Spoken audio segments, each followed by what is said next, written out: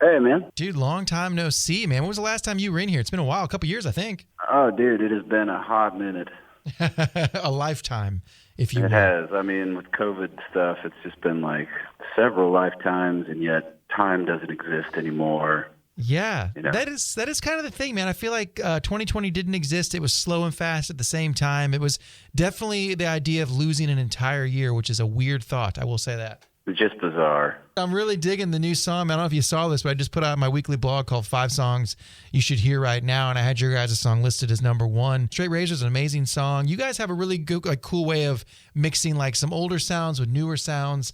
And I got to say, when I first heard the tune, I mentally was at the Basement East watching that song, front row. There was Hell people yeah, around man. me. It just took me to that place. I mean, you guys kind of have that live vibe even on recordings. Is that intentional, or is that just something that kind of comes out that way? It's definitely intentional. We recorded again with Jeff Pillar up at Electric Thunder Studio, same spot we recorded the first record, but we had taken some time in between. I'd gotten some stuff in my life together and got my mind right because I've been doing rock and roll a long time, man.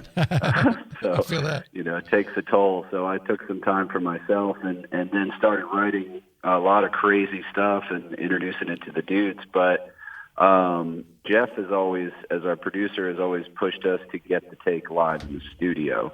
It's not a lot of overdubs and whatever, there's we add things in and whatnot, but the drums, everything, the bass layer of guitars and everything, we just track it live. And actually on Straight Razor, we just wound up using the scratch vocal for the main vocal because Jeff was just like, this sounds like you sound live. So I love that. all right. It's so true, man. And I wanted to say too, to what you just said about you've been in a band a long time.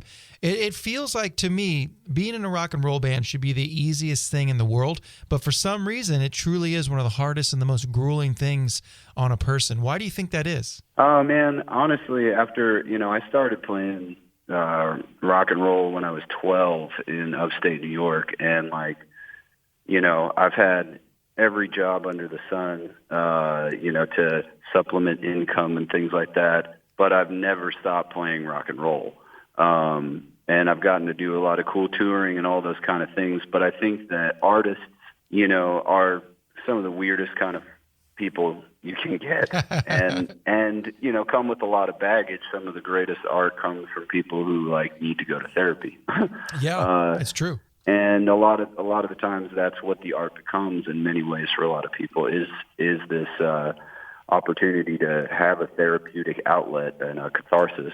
But I think that, personalities clash over time. Even people you love, and could have been best friends with from childhood. Like you take enough time on the road and you're sleeping in the same room, or, depending on the tour, maybe sleeping in the same van or somebody's house.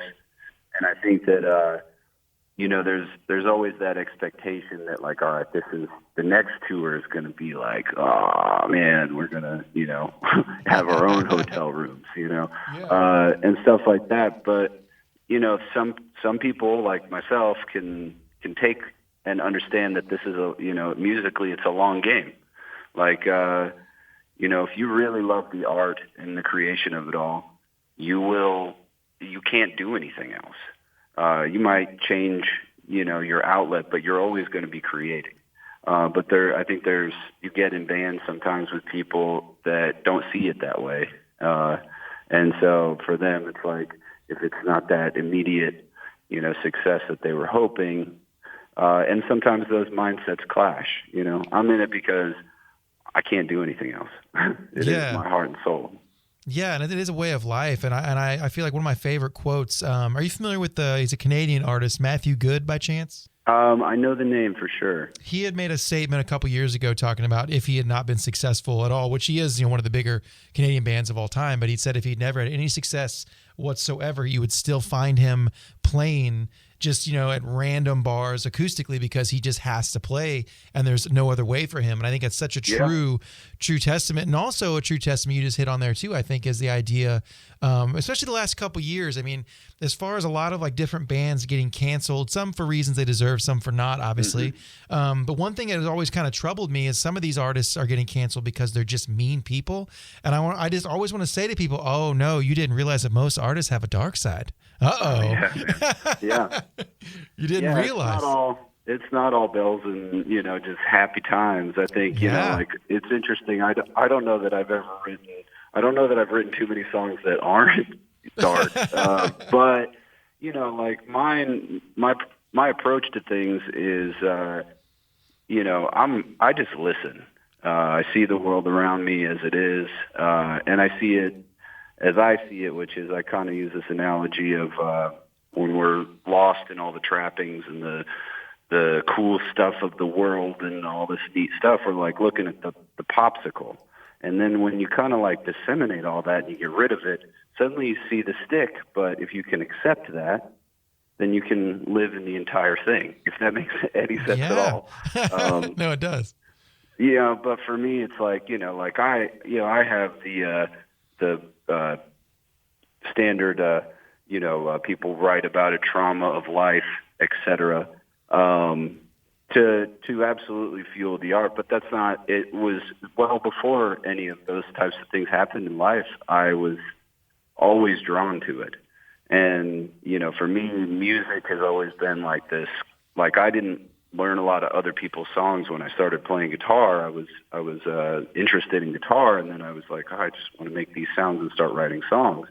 And so, like, a lot of my friends were like, oh, I learned this new, Metallica riff or whatever, and I'm like, I can't play that, but check out this song. So I was like the annoying guy who's just like, listen to my song. But it served me well over the years in the sense that, we are always writing, always creating. And with Jared and Chase and Tyler, it's like, I have this amazing sounding board of human beings who like actually get, I'll send them work tapes that have mellotron and symphonies and stuff, and then we run it through what Jared likes to call the Hawk filter, and then it gets, it's all of us combined in that moment, making the song together. But these guys get it to such a great degree. It's a once-in-a-lifetime kind of a relationship. Yeah, it truly is, man. You guys have like a really unique sound, and especially in this town, you've always stuck out in a really cool way to me. Are you excited for being 2021 is looking like it might be some shows coming. Things might get back to normal. It's looking somewhat promising. What's the thing you're most excited about as far as getting to get going again? Is it shows, or what are you thinking? Oh, man, I do truly miss shows. All the guys. I mean, I think that you could put a hurricane and an army coming towards Tyler Boone, and he would still be like, I'm still playing the show, man.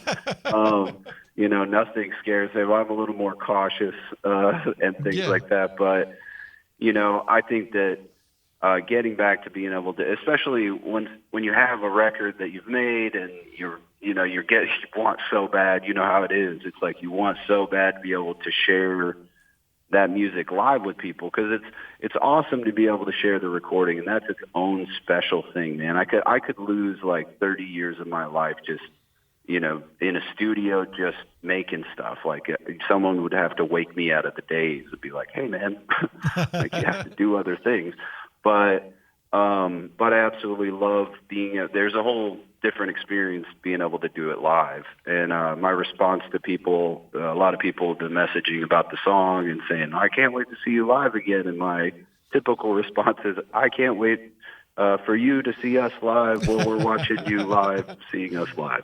So, because it's different. The internet thing, like, it's cool. We did the 5-spot live stream thing, and that was a blast, and we got to do some really cool lighting stuff that we had a blast with, but it's still an empty room, and that's just, it's weird because you kind of play into acting, you play into not acting, but almost like the silliness that you do in rehearsal. I'm sure sometimes it gets ridiculous in rehearsals where you can just, you're playing and you act.